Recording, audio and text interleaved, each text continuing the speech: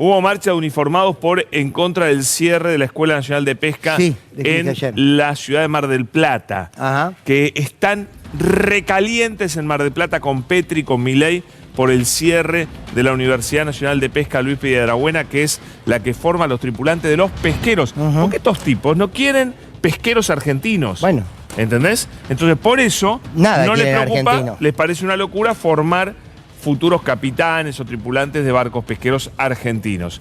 Hay que luchar contra eso. No puede Petri cerrar la Escuela Nacional de Pesca. Hay un enojo en el sector tremendo. Depende de la Armada la Escuela Nacional de Pesca. Es un gobierno que abre demasiados frentes al mismo tiempo, ¿no? No, tiene 400.500 frentes y creo que no puede enfrentar uno, ¿viste? No, lo de hoy fue importante. Me parece que cumplió el objetivo de pegar un cimbronazo al gobierno.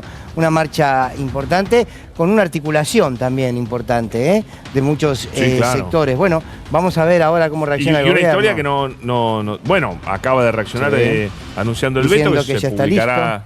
Que ya Con está lo cual, listo. esto sigue, porque entonces ya empezará digamos, el Congreso en trabajar para el rechazo, donde aparentemente todo indica que no tiene... No va a tenerlo. Salvo que salga a comprar salvajemente diputados, con lo cual agárrate porque va a ser terrible. Por eso digo, a ver, no va a haber mucho aguante. Si el veto no avanza, es un golpe para el gobierno.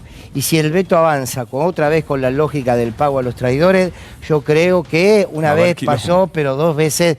Y para la Unión Cívica Radical, me parece que le resulta más fácil castigar a un jubilado que castigar a la universidad, porque tiene el radicalismo una base territorial fuerte en las universidades, con Franja Morada, con la historia de la universidad de la Unión Cívica Radical. Sí, claro. No es lo mismo. Entonces lo veo como más difícil. No está fácil. No está fácil. Vamos a ver qué pasa, pero es un frente que está muy lejos de estar resuelto esto. No, muy lejos de estar resuelto. Por supuesto Se plantea la pelea y de verdad Milei debería pensar un poquito si le conviene dar esta pelea, cuando él debería estar, en vez de peleando esto, tratando de mejorarle la vida a los argentinos con alguna medida, porque no conocemos una medida de este gobierno y la gente ya se dio cuenta, no hay una medida que le mejore la vida a los argentinos. Sí, esto está claro que va a ir creciendo. Córdoba, ¿no? Sí, bueno, lo de Córdoba fue importante. Me impacté. Mendoza, Mar del Plata. ¿Viste la calle Hipólito Yrigoyen? Sí, en el sur, en la Patagonia. No terminaba, en todos lados, sí. Me parece que es Córdoba importante. Es un lugar... Claro, pero por eso digo, creo que el gobierno no va a cambiar, no tiene la capacidad ni intelectual, ni en relación a sus intereses, ni emocional, ni empática para cambiar. No un día dice una cosa, el otro día dice otra cosa. Sí, bueno, lo de China sí, por ejemplo. Digamos. Evidentemente, si tuvo que viajar a China es porque no le da plata a nadie, ¿no? Por eso. Si reacciona para bien, fenómeno. Si sigue reaccionando para mal, se va a complicar, se va a meter en aguas profundas. Sí, claro, ¿no? claro. Complejo. Bueno, el gobierno está navegando cada vez en aguas más profundas. Sí. Y más solo. solo. A ver cómo termina. Y más solo. Hay menos bote alrededor. Bueno. Mira, aproveche que está la Argentina entera mirando. Sí, lo vi, muy bien. Bueno, muy buenas noches, bienvenidos y bienvenidas. Esto es Sin Lugar para los Débiles. Claro, vamos a agregar, si se quiere, más miradas, más análisis de lo que sucedió esta noche. Un día importante. Un día importante porque el objetivo está cumplido. La movilización popular, estas son las imágenes, la movilización popular le marcó al gobierno un territorio. El gobierno va a salir de esto gritando un vale 4. Está claro que va a ser así, porque no tiene la capacidad de repensarse, porque no le interesa repensarse, porque vino claramente con un objetivo que tiene que ver con saquear el Estado, con recortar los derechos que hemos construido a lo largo de la historia, con una mirada precivilizatoria. Esto es Milei, no va a retroceder. Y seguramente el gobierno no va a retroceder. Y estas imágenes que vemos tampoco van a retroceder. Todo lo contrario, serán cada vez más. A mí me gusta sintetizar el editorial de hoy y proponerles una reflexión en ese sentido como un murmullo. Quiero tomar esto como un murmullo de la historia. Vamos a hacer un repaso histórico de muchos momentos que vivimos en nuestro pueblo, que el día anterior a esos hechos no sabíamos bien de qué iba la cosa, sin embargo fueron el comienzo de algo. La pregunta sigue siendo si esto que vemos hoy no tiene que ver con un pequeño fueguito. Y seguramente el gran incendio, y lo digo de manera simbólica, claro está, se va construyendo con estos pequeños fueguitos. Hoy el pueblo argentino ha empezado a murmurar y está empezando a levantar el tono de voz. La historia de los pueblos han comenzado a escribirse desde los murmullos. Vamos a ver vamos a pensar el murmullo de la historia, de este presente, que está murmurando la historia argentina. Bienvenidos y bienvenidas, esto es Sin Lugar para los Débiles. Bueno, los tiempos de los pueblos son impredecibles. Es muy difícil que recorriendo nuestra propia historia, seguramente la historia mundial, pero quedémonos con la nuestra que ya tiene bastante para contar y para analizar e interpretar, pero los tiempos de los pueblos son impredecibles. ¿Cuándo va a suceder el momento en que todo empiece a cambiar? No lo sabemos. Pero para llegar a ese momento son importantes ver estos hechos, darle valor a estos hechos, entender la magnitud de estos hechos. Porque seguramente muchos esperan que a partir de una movilización, como fue aquella universitaria, como es esta que sucedió el día de hoy, que excedió también al mundo de los docentes universitarios y los estudiantes, son de alguna manera los pasos que se van dando para que en algún tiempo la historia empiece a cambiar. Por eso, este es un día para celebrar. No importa si se movilizó más o menos gente de la última marcha que se hizo. Lo importante es que aparece la reacción y aparecen muchos dirigentes políticos que empiezan a ser parte de esta reacción popular, de esto que a mí me gusta llamar como murmullo. No le quiero quitar el valor, pero es cierto que los pueblos, en cada rincón a lo largo y ancho de nuestro país, empiezan a murmurar una realidad, empiezan a murmurar su propia historia, empiezan a murmurar su propia angustia, su propio enojo, su propia bronca. Y ese murmullo se empieza a consolidar hasta transformarse en un grito que difícilmente se vaya a poder callar cuando éste se exprese. Y ese murmullo hoy se escuchó, y se escuchó fuerte, y se le dijo a este gobierno que pare de mentir. Y se le dijo a este gobierno que no se va a meter con la universidad. Y se le dijo a este gobierno que tiene un límite su gestión. Y que si la gestión no empieza a pensar en la realidad de los argentinos, va a encontrar ese grito ensordecedor. Porque cuando el pueblo, luego de murmurar, construye ese grito colectivo, se vuelve un grito ensordecedor. Miren, yo quiero pensarlo desde algunos momentos de la historia, que no los estoy comparando con el de hoy, por favor, cuando los vean les va a quedar claro que no. No los estoy comparando, pero les quiero hacer un planteo para entender que este es un día para celebrar y para entender que siempre somos parte de un proceso, que nada empieza y acaba en nosotros, ni en nuestro colectivo más cercano, que somos parte de un proceso. Yo me pregunto, ¿cuántas veces antes, los días previos a los hechos históricos, advertíamos lo que luego iba a suceder? Creo que nunca. Vamos a hacer este juego. Vayámonos al 16 de octubre de 1945. 16 de octubre, no el 17. ¿Quién iba a imaginar que el 16 de octubre nosotros estábamos en las vísperas de que nazca el movimiento nacional y popular más importante del continente? Creo que hay imágenes de eso, ¿no, Rodo? Aquel 16 de octubre, el día previo a este día, el 17, el día previo a este día. Díganme quién imaginaba esto. ¿Quién imaginaba ese hombre en el balcón y esa multitud?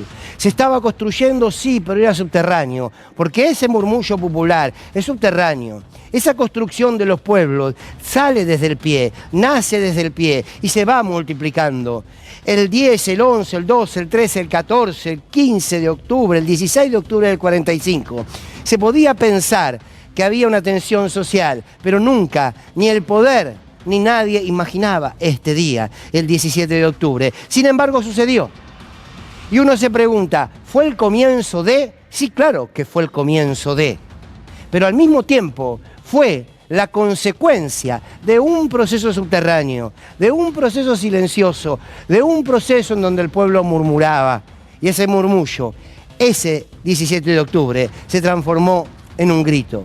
¿Por qué no estar viviendo este proceso hoy? Sin darnos cuenta de acumulación, de encontrarnos, de mirarnos, de decir, de murmurar, de animarse al primer grito. Pero quiero ir a otro ejemplo. Pensemos que estamos el 28 de mayo de 1969. El 28 de mayo, no el 29 que fue el Cordobazo. Ahí están las imágenes del Cordobazo. El 28, el 27, el 26, el 25. ¿Había una clara conciencia de lo que iba a suceder este 29 de mayo? Muchos dirán, Algo empezó, claro, empezó la caída de Onganía. Sin embargo, ese cordobazo fue el principio de, pero también era resultante de un camino que se venía recorriendo y que se vinculó y se articuló entre obreros, trabajadores y estudiantes para luego culminar con el fin de la dictadura de Onganía. Tampoco, ni los diarios, ni el poder podían leer ese proceso subterráneo que van construyendo los pueblos.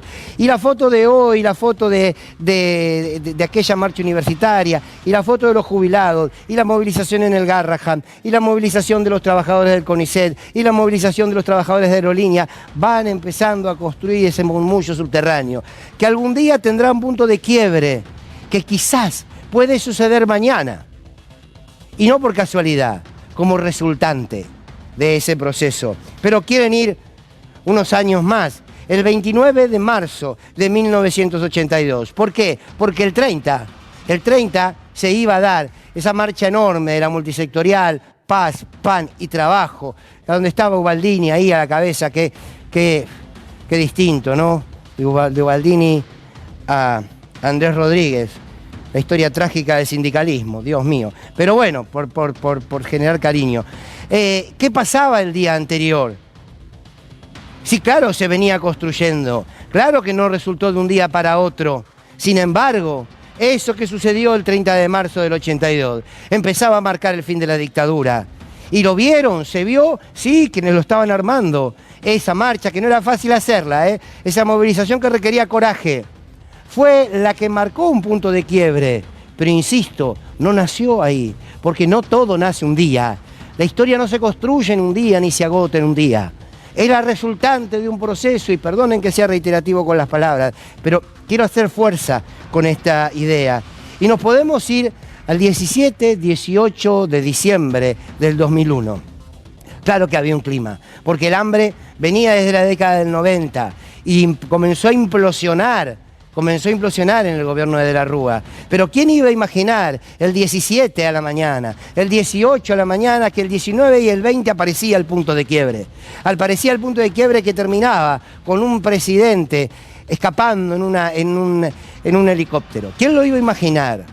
¿Empezó la historia el 19? No empezó la historia el 19. Si se quiere, se cerró un proceso histórico y comenzó esto. La pregunta es, ¿en qué momento estamos hoy? ¿Falta mucho?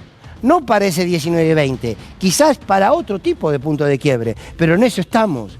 Hoy lo que se vio con claridad es que se ha decidido andar definitivamente y empezar a hacer de ese murmullo individual un grito colectivo. Pero podemos irnos también al día anterior, el 28 de octubre, el día después de la muerte de Néstor Kirchner, del 2011. ¿Se acuerdan? Esto, si no me equivoco, fue el 29. Este es el 29, cuando todo un pueblo despedía a un hombre que había sido presidente, que había transformado a la Argentina. Yo me acuerdo de muchos medios que no habían simpatizado nunca, ni con Néstor Kirchner ni con Cristina, diciendo, ¿de dónde salió toda esta gente? ¿Dónde salió toda esta gente que está llorando a este presidente? ¿Dónde estaba ese amor popular? Era subterráneo. Ahí estaba latente, como está hoy latente, el amor de este pueblo por sus líderes, el amor de este pueblo por sus derechos, el amor de este pueblo por la patria, el amor de este pueblo por defender la democracia, por defender a nuestras madres y a nuestras abuelas, pese a los monstruos como la vicepresidenta y como Villarroel. Estaba allí, pero un día se expresó, lamentablemente se expresó cuando Néstor Kirchner se fue, pero ahí se expresó.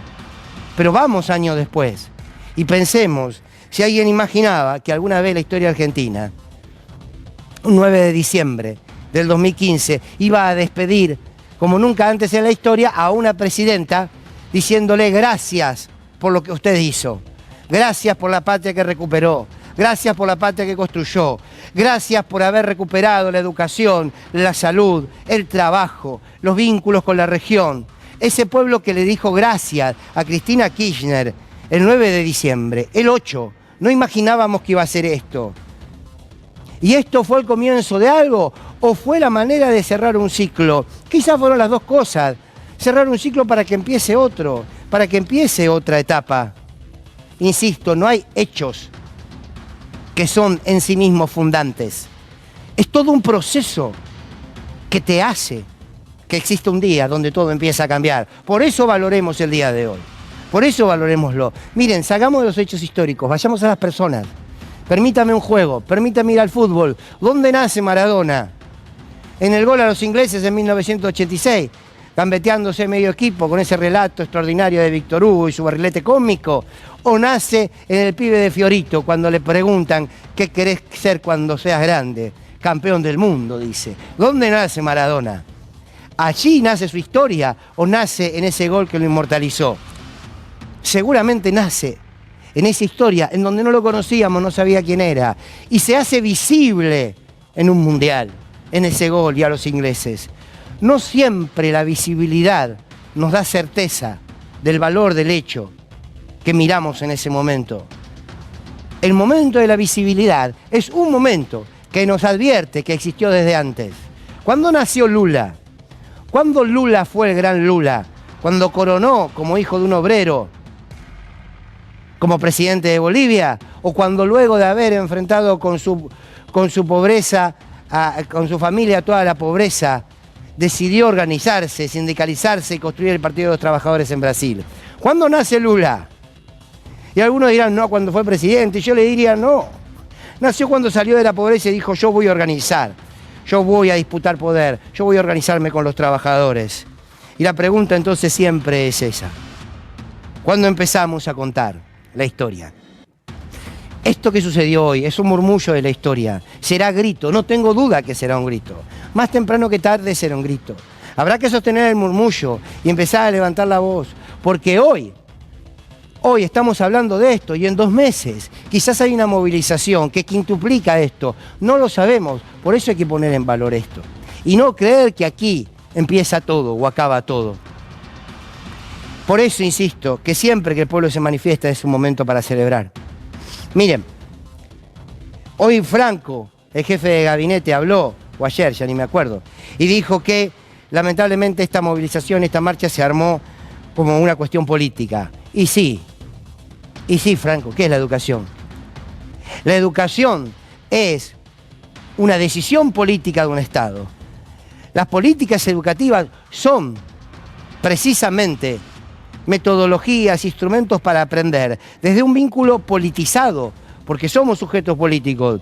Lo que elegimos para que nuestros niños y niñas aprendan es una decisión política, pero además la educación no es solamente, que entendamos qué país limita con otro, que entendamos las cuestiones económicas, que entendamos las cuestiones históricas. Un Estado también educa en valores, un Estado educa en los valores en que quiere que una sociedad se organice. Un Estado educa en desarrollarse colectivamente. Un Estado educa en el valor por los demás, en el concepto de soberanía, de independencia, de ciudadanía. Y todos esos son conceptos profundamente políticos, claro que sí. Todos esos estudiantes, todos esos maestros fueron a hacer política, fueron a defender una política educativa. No quieran que nos escondamos cuando se nos acusa de que hacemos política. Sí, claro que hacemos política. Sí, claro que hacemos política. Hoy vi un cartel en la marcha, maravilloso. Una señora, una chica, creo que tenía el cartel que decía, no puedo creer que estemos discutiendo esto. Me pareció extraordinario.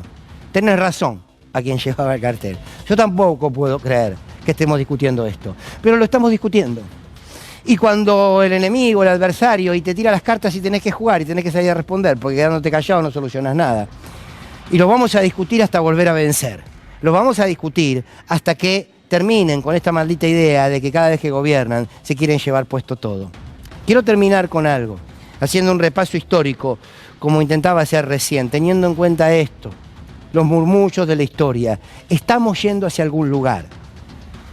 Ese lugar lo vamos a ir construyendo y quizás no lo vamos a advertir.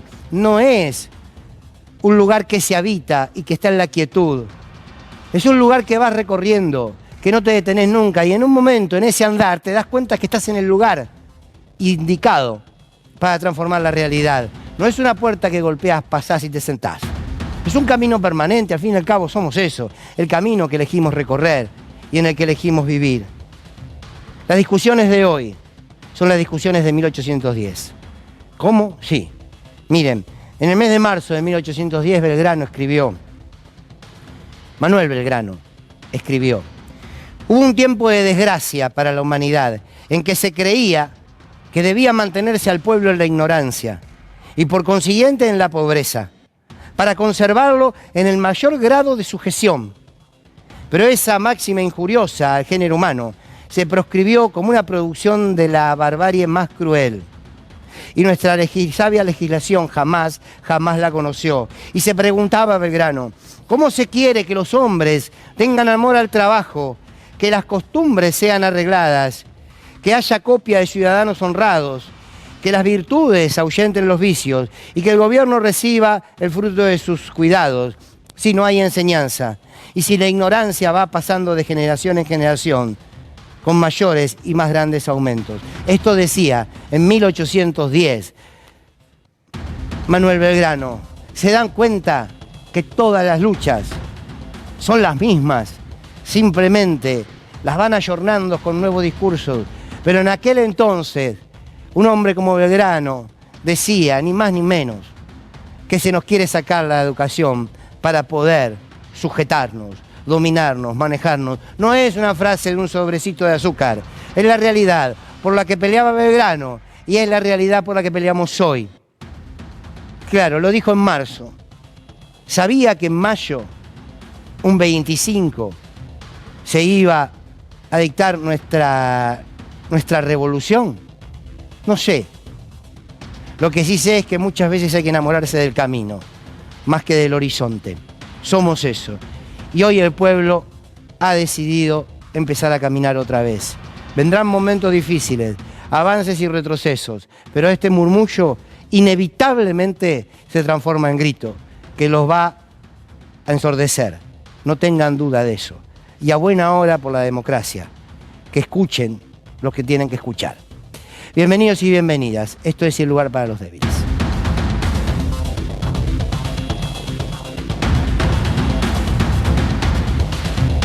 ¿Por qué viniste a defender la educación pública? Primero porque me parece importantísimo, y segundo porque tengo un hijo que está estudiando y realmente ahora nos cuesta mucho pagar el colectivo y si tenemos que encima pagar una educación privada no llegaríamos.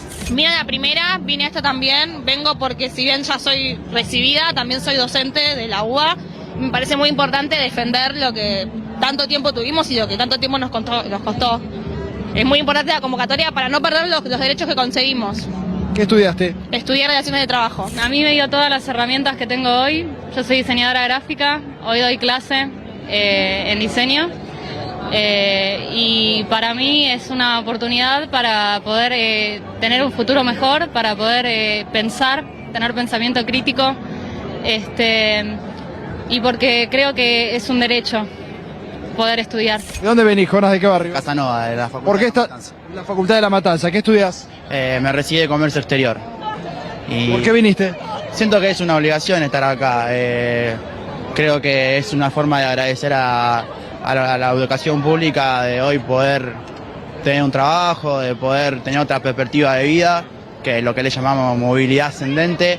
Así que nada, es una forma de agradecer y de plantar bandera también, ¿no?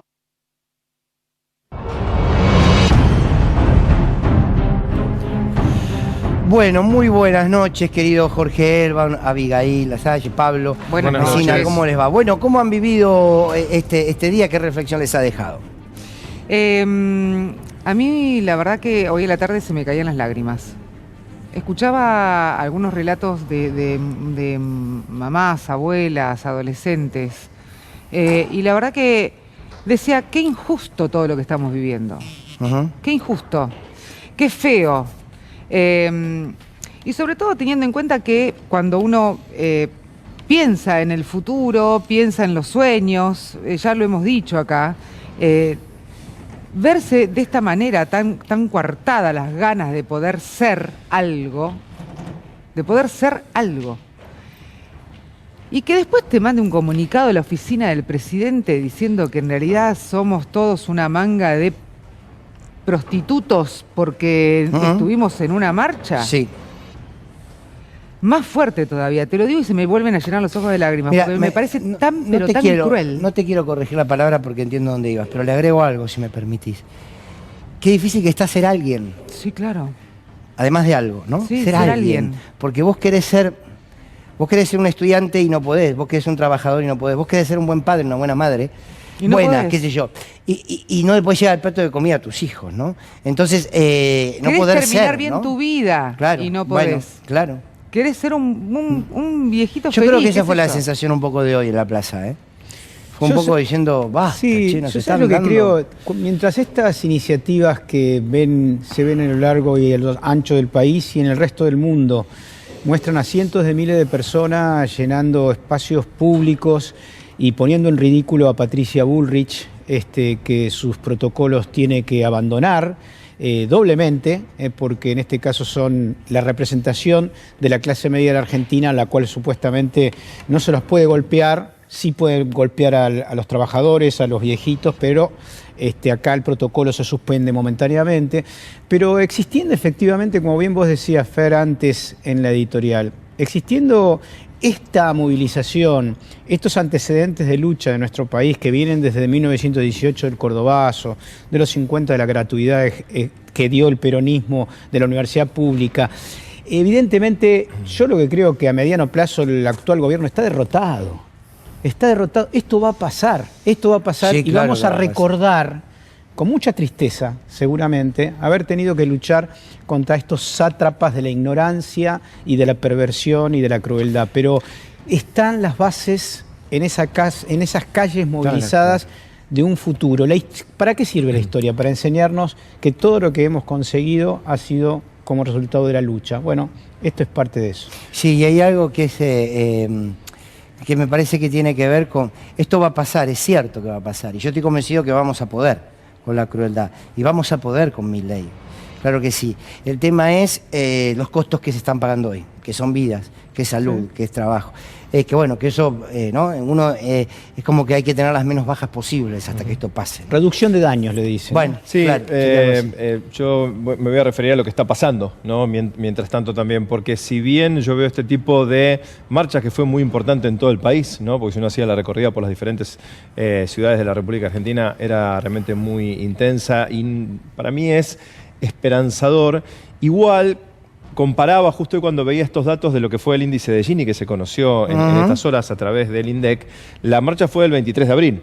Abril, mayo y junio, la desigualdad creció en función de los que más tienen, nada menos que 14 veces más tiene ese decil más beneficiado, ¿no? Es el sector más rico en detrimento de los demás. Es decir, que solamente hay un décimo de la población que concentra el 33%.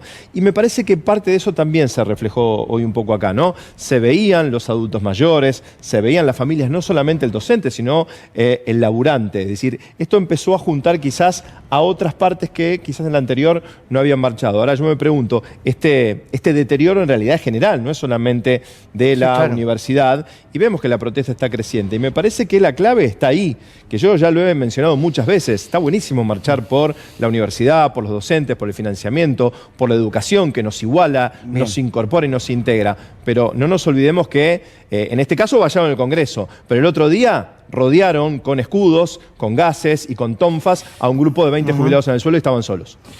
Bien, ante todo esto, ante esta manifestación tan fuerte que hoy se ha expresado, en su Instagram, Milei creo que también publicó esto que aquí estamos viendo. Dice, la universidad pública no está en peligro, lo que peligra es el botín que se reparten. Es increíble porque es el mismo discurso para todo, ¿no? para todo. Pero fíjense, hoy, entre tantos testimonios que hoy obtuvieron cada uno de los colegas de este canal que hicieron un excelente trabajo en la marcha, en la movilización, una jubilada de alguna manera le responde a Milei, ¿no?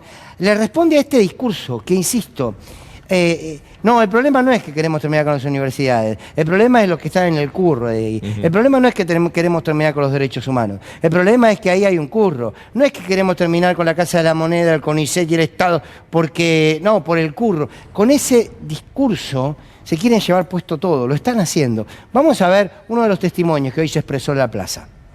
El pueblo, porque estamos jubilados de todos lados, de Las Heras, Pueyrredón, Martillo, de todos lados, del centro, me emociono. ¿Te emocionás? Se me aflojó, pero no importa, lo que yo te quiero ¿Por qué te decir, emocionás? porque esto es triste, es muy triste, por ellos, por vos, por los nietos. Es triste tener que estar pidiendo por favor que esto se corte de una vez. Y yo le digo a Milei que yo soy una jubilada con moratoria. ¿Pero por qué? Porque de los 13 años trabajé y no me aportaron. Por eso, Milei, estás equivocado, hermano, estás equivocado. Aportamos, trabajando, criando chicos y mis chicos criando sus hijos, ahora penando con vos, hermano. Dejate de joder, aprendé y pensá. No seas analfabeto político, Milei, por favor, te lo pido. Bueno, cuánta impotencia, ¿no? Fer, quiero recuperar dos cosas que dijo este extraordinario testimonio de la señora, que me parece clave.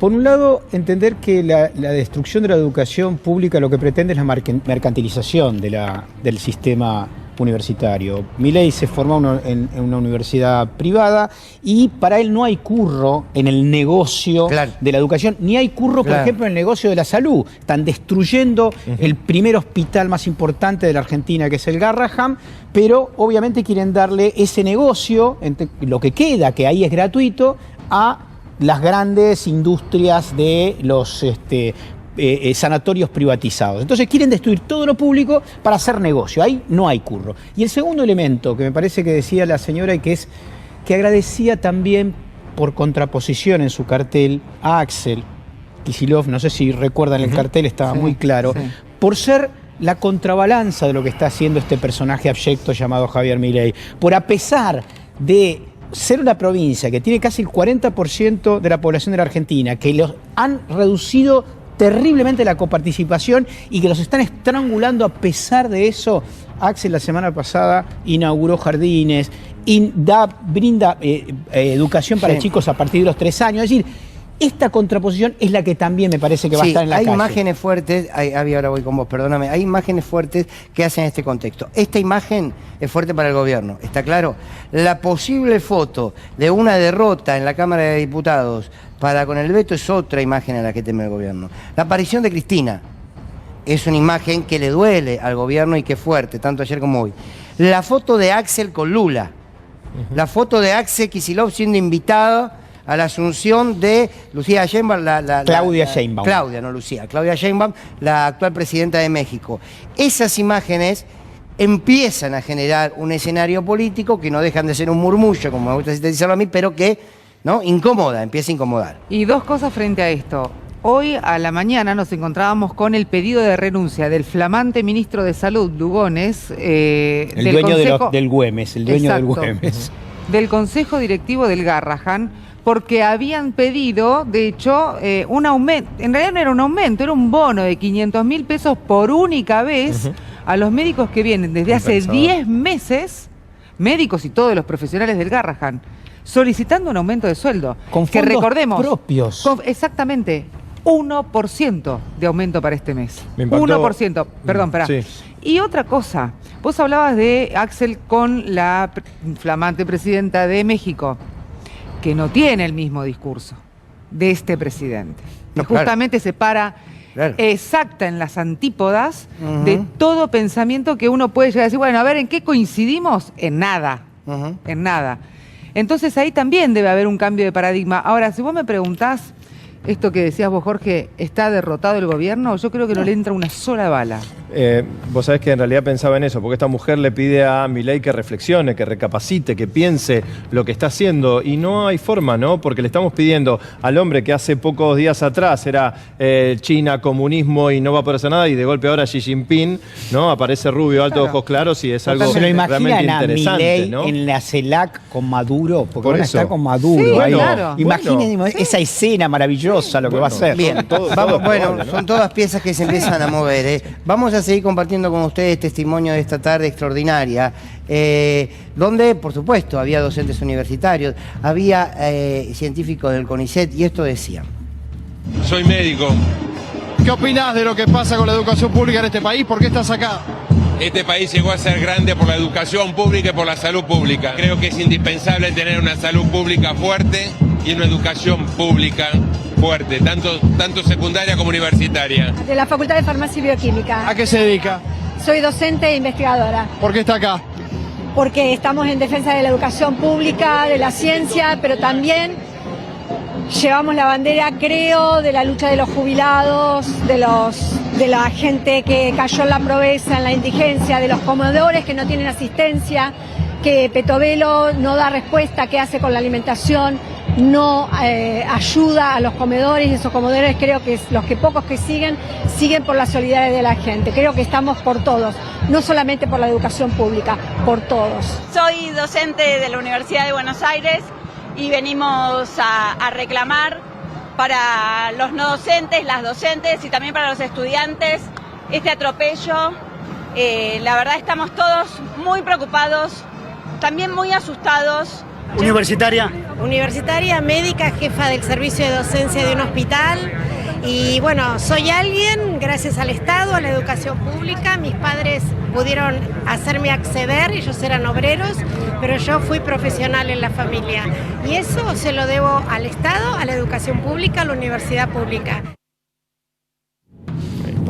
Bueno, esto es lo transversal. El problema que tiene este gobierno con esta marcha, más allá de lo que significa en términos educativos, es lo transversal de la lucha estudiantil, porque la universidad pública tiene esa característica, está para todos y para todas. Entonces, pibes y pibas, también adultos, por supuesto, de los sectores populares pueden acceder, como las clases medias, como los sectores más acomodados. Entonces, el reclamo en defensa de esta educación pública atraviesa todas las clases sociales, los estamentos sociales, como quieran llamarlo. Yo creo que esto también incomoda, ¿no? Sí, porque claro. no es sectorial en términos de espacio social. No, y además hay una parte, a mí me gusta siempre decir que a Javier Milei el 80% de la Argentina le molesta, que se quedaría solamente con una parte, diría. Un poco más. Claro, sí puede ser el 90%. Pero ese 80% somos todos disímiles. Claro. Venimos de lugares completamente distintos y de realidades distintas. Que él no puede entender. O sea, no hay alguien en el gobierno que pueda entender este tipo de realidades. Yo hay algo que igual sigo sin entender, porque es transversal la educación, pero ¿cómo no puede ser transversal el tema jubilados? Todos tenemos un jubilado cerca con la familia. Bien. ¿Qué pasa con los pibes? No, bueno, tenemos 1 millón de no pibes que se van a dormir sin comer. Está bien, pero hay algo, está bien lo que decís, estamos de acuerdo. ¿Cómo no te atraviesa? El tema, bueno, no, pero si te atravesás eso, tendríamos otra sociedad, claro, no hubiese ganado Milei. Evidentemente aquí, por supuesto hay algo que plantear, pero no la Argentina. Yo creo que la humanidad, estamos viviendo un proceso de individualismo exacerbado y por supuesto que aquí en toda movilización muchos se movilizan porque le puede tocar a él. Como la pobreza no te toca a vos, no te movilizás. Esto lamentablemente fue y es así. Espero que no lo sea. Yo sabes que creo, ¿cuándo movilizaron a los jubilados? De dialogar con Pablo. Otros sectores. Creo que los procesos sociales, y sobre todo los de movilización y enfrentamiento, se dan por lugares a veces impensables, digamos, ¿no? Y en realidad son procesos acumulativos de efervescencia, que es el murmullo. ¿Y de organización? ¿No? Y de organización que se da hoy. Si uno fue a la plaza va a ver que la organización de las columnas era muy superior, parecía a la de 30 años atrás, estaban valladas, etcétera, etcétera. Yo creo que es un proceso. Nosotros, nuestra ansiedad de querer terminar con este caos y esta locura que está ejerciendo el presidente de la Nación, nos hace querer que sea todo más rápido. Bueno, yo creo que hay que tenerle fe a los pueblos cuando empiezan a comprender el daño que se le están haciendo. Creo que eso es una experiencia y muchos de los que hoy estuvieron ahí, estoy convencido que votaron a Milei. Sí, seguro. Estoy convencido. Porque aparte también, a ver, hay una mirada que puede ser que a veces todos y todas caemos en ese error desde cierto lugar de comodidad, que también hay que decirlo, que es decir, bueno, a ver qué pasa que los demás no reaccionan, qué pasa que los demás no se mueven, qué pasa, bueno, pasa una vida también, quiero decir, claro. Yo conozco muchísima gente que tiene ganas de salir y pararse a la casa de gobierno a decir cuantas cosas se le ocurra, pero tiene que hacer 2 laburos hoy, para llegar a fin de mes. Y además, a lo mejor muchos vienen de un proceso más largo de no tener sus necesidades satisfechas, y eso le hace también estar golpeado, debilitado, desanimado, ¿no? Pero bueno, vamos a seguir sumando voces porque los tomamos como disparadores para poder pensar, sobre todo porque, como decía Jorge, ¿no? Esto se lanzó. ¿Cuándo viene? No sé, va a haber que conducirlo, sí, claro. ¿La CGT fue? Creo que mandó a 3, sí. Sí, mandó a 3. Sí, a 3 mandó. Sí. Bueno, no hagamos más maldades. A ver, otro testimonio. Mirá, buena porque estamos acá trabajadores, ocupados, desocupados. Yo trabajo en las escuelas y venimos en defensa de la escuela pública, de los hospitales públicos, para que los hijos nuestros, de trabajadores, puedan seguir estudiando. ¿Cuál es el mensaje que le tiene que llegar al presidente hoy? Que se vaya, porque ya no se puede soportar más la cantidad de familias que están en la calle con sus hijos durmiendo debajo de la lluvia, del agua. Es tremendo lo que está pasando. Él vive un mundo aparte en donde gasta, como ellos dicen, la guita nuestra. Gastaron 3.000 millones de dólares en viajes al pedo. El señor, marido de la Pampita, nombró 357 personas con sueldos de 9, 5 millones de mangos, y hoy como laburante del Estado, mi sueldo es 435.000 mangos. Así todo, mi hija estudió en la universidad pública, mis hermanos, mi hermana es médica, gracias a la educación pública, siendo mi viejo un laburante. Así que mirá si nos vamos a luchar. Se quiebra y eso vale. ¿Sabe por qué? Porque hay un gobierno que por ahí muchas veces queda como insensible, ¿no? Como que no escucha a la gente. Es que realmente no la escucha. Yo tengo 2 hijos discapacitados. Este hijo de mil puta piensa sacar pensiones. Mi hijo no tienen pensiones, laburan. Y así todo han echado gente discapacitada que tenía su puesto de laburo. Mirá si no hay para luchar. Entonces yo estoy acá por eso, por la escuela, por las personas, por los más vulnerables, por los jubilados, que los lastiman, por la nena de 10 años. ¿Cómo no vamos a estar en la calle? Gracias. Qué hermoso testimonio, por favor. Qué hermoso testimonio. Quiero otra vez, como un compañero más, poner en valor el trabajo extraordinario que hizo Claudio Cardoso, Adrián Salonia, Nicolás Munafó, Daniel Ayán. Perdón de los que me olvido, que hoy estuvieron todo el día en la calle cubriendo esta marcha y levantando estos testimonios que nos permiten a nosotros poder hacer este programa. ¿Qué testimonio el de este hombre? Porque no se le escapa nada. No. Tiene su historia, su vida, 400.000 pesos por mes, sus hijos universitarios, su hermana médica. Hijos discapacitados. Hijos discapacitados, sus viejos obreros, ¿no? Qué manera de contar la universidad, la historia de este tipo. Qué manera de contar el presente, porque a este hombre le recortan el futuro que tuvo su familia, lo tuvo gracias a lo que ahora le quieren recortar. Y además, con 2 hijos discapacitados. Pero dice, ¿cómo no vamos a luchar? Es que la historia de este país, sobre todo en el siglo XX, es mi hijo el doctor. Claro, es la posibilidad, a partir del esfuerzo propio, la universidad pública permite a alguien romperse el orto estudiando y trabajando, como la mayoría de los laburantes, y lo he hecho yo y lo han hecho un montón más en este país, para llegar y poder lograr una vida digna. Le quieren coartar la posibilidad a todos los hijos de los trabajadores de este país de poder estudiar en la universidad, porque quieren solamente ellos, en lugares privados, pagando cuotas de un palo, llegar a tener esos títulos y sacar de esa posibilidad a los laburantes. Y me parece que maravilloso cómo esta persona pudo decirlo desde un lugar, además emocional, contagioso. Y esa vida digna no solamente guita que te llevas al bolsillo, es poder el desarrollo personal, es poder llegar a hacer eso que tanto querés y te gusta. Pero es volcarlo al país. Perdón, lo volcás al país. Porque el conocimiento lo volcás al país. Decime, la Universidad del Sur. En beneficio de la otros. Universidad del Sur. ¿Podría existir, por ejemplo, el polo en Bahía Blanca sin la Universidad del Sur? No existiría. Ahí no existen lugares de trabajo, no existen desarrollos, no existe gente que piense, no existe innovación. No existe nada. Por eso el testimonio de este hombre es tan fuerte porque es un testimonio que no le puedes entrar por ningún lado.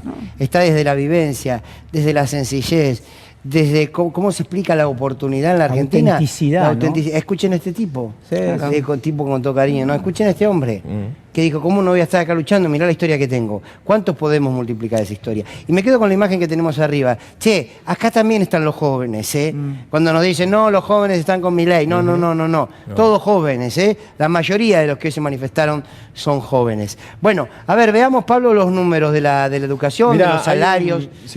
de los docentes. Hay un trabajo interesante que hizo la Universidad de San Martín con la Universidad de Río Negro. Ahí tenés, mirá, los aumentos salariales acumulados diciembre de 2023-24 y la brecha con la inflación. Obviamente lo que es rojo no es bueno, ¿no? Si lo comparás con el privado, estatal, no registrado de las universidades, tenés una brecha del 66,5%. Esto está medido desde el mes de diciembre hasta abril, cuando fue la primera marcha. Pero mira esta, cuando tanto se habla, ¿no? Sí. De Lula y se denosta a los presidentes latinoamericanos o progresistas, o en el caso de Brasil, por ejemplo. Esto está medido en dólares, a dólar financiero lo midieron, ¿no? No estamos hablando de oficial. Y mirá la comparativa de salario docente en Latinoamérica. ¿Quién está abajo de todo? Argentina. ¿Quién está arriba de todo? Brasil, 4.231 dólares, estamos hablando. Decir Uruguay, con 3.400, Costa Rica, 3.300, Ecuador, Chile, Bolivia, 2.170, casi el doble, Perú, México, Paraguay, Colombia, con 600 dólares en realidad, más arriba que Argentina, y Argentina en 1.124, docentes de universidades argentinas en comparación, y tenemos que tener que esto está pensado como profesor titular de dedicación exclusiva, obviamente, no son todos, es un promedio. Pero mirá la brecha y la diferencia. Pero claro, y a quienes acusa este gobierno, Milei hoy, que dice que nos están convocando, son a estos trabajadores. Nuestra universidad es ejemplo en el mundo, es ejemplo en el mundo. Es mentira que la universidad está nutrida de extranjeros y se gasta, primero que a mí no me molesta, al contrario, que esté nutrida de extranjeros, pero además conforman el 4%, 5% de todos los que estudian. No se me ya. Y después en el posgrado hay casi un 10%, pero el posgrado se paga. Entonces digo, ya está, no hay discusión, son todas mentiras. Pero con esto no solamente es un golpe muy duro en este presente, sino otra vez los que se empiezan a ir. Escuchemos el testimonio de un médico cuyo hijo o hija se va a ir del país. Nos cuenta por qué. Soy hijo de un obrero, hijo de una ama de casa y el primer médico en mi familia. Hace 35 años que trabajo en el hospital público y brindamos un servicio gratuito para muchos argentinos que no pueden pagar medicina privada, y ese servicio es de calidad. Y también formamos a los chicos que gratuitamente vienen a terminar su carrera. Entre ellos tengo a mi hija, tengo al marido de mi hija en el hospital de clínicas, instrumentadores quirúrgicos. No ganan más de 1 millón de pesos, 400.000 pesos por mes. No pueden pagar el alquiler y el año que viene se van a ir a España a vivir, a trabajar y a probar. Hay que terminar con esta pandilla y hay que terminar con todo esto. Es una tragedia. Es una tragedia. Cómo las decisiones políticas, las decisiones económicas quiebran a las familias. A veces las quiebran porque te saca el plato de la mesa. Y a veces tenés el plato en la mesa porque tenés un viejo, porque tenés un laburo que más o menos llega. Pero te rompen el vínculo. Te vas a otro país a probar. ¿Por qué? Por 400.000 pesos. Un instrumentista quirúrgico. Yo tengo conocidos que son instrumentadores quirúrgicos del Garrahan justamente, y los sueldos son paupérrimos. O sea, si alquilan, que es la gran mayoría, porque el sueño de la casa propia en este país cada vez es más lejano, no llegan a pagar el alquiler ni las expensas. O sea, o pagás el alquiler y pagás la tarjeta de crédito, o pagás el alquiler y las expensas y te quedaste en cero. Por ende, necesitas todo el tiempo gestionar otras cosas. No te alcanza el día, esto que vos decías. Tengo un montón de gente que quiere ir a las marchas. No puede ir porque tiene 2 laburos, 3 laburos y demás. No te alcanza el día. Y son, y son tantas las ventanas que se abren. Vos decías, este hombre que hablaba recién de los hijos discapacitados. En la Andis echaron a prácticamente todo el personal. Quedó sin gente. Echaron a personas ciegas que laburaban. No es que estaban haciendo nada.